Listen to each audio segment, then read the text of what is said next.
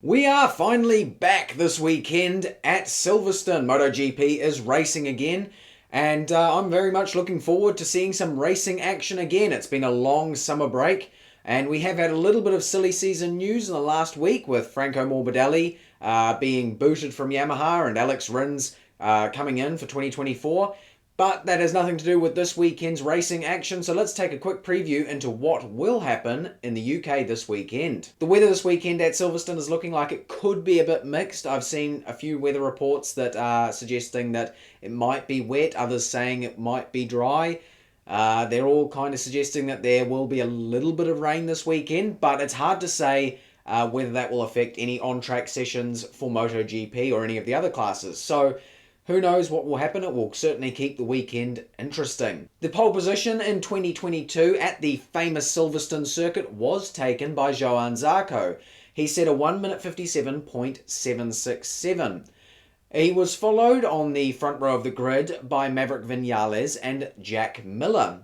Now in the race, Viñales and Jack Miller would both finish in the same positions they started, second for Viñales and third for Miller. But sadly, Zarco threw away an excellent opportunity for the win quite early on in the race, and that meant that Pecco Bagnaia came through and ended up taking the victory. Looking at riders who've done well at Silverstone the past few years, if he were riding this weekend, I would have said Alex Rins. He tends to go very well in England.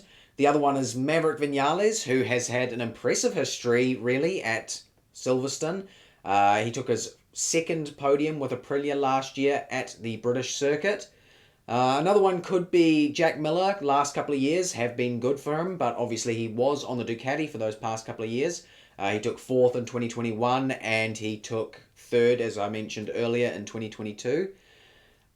For this weekend, I'm expecting that we'll see mostly the same group of people. Bagnaia, Bezzecchi, Marini, all the Ducati guys fighting up the front. KTM's maybe in there, Aprilia's obviously as well, to be fighting it out for the top positions. It is possible we'll see Fabio or Mark in there with the Yamaha and Honda, but I'm not keeping my fingers crossed, I have to say.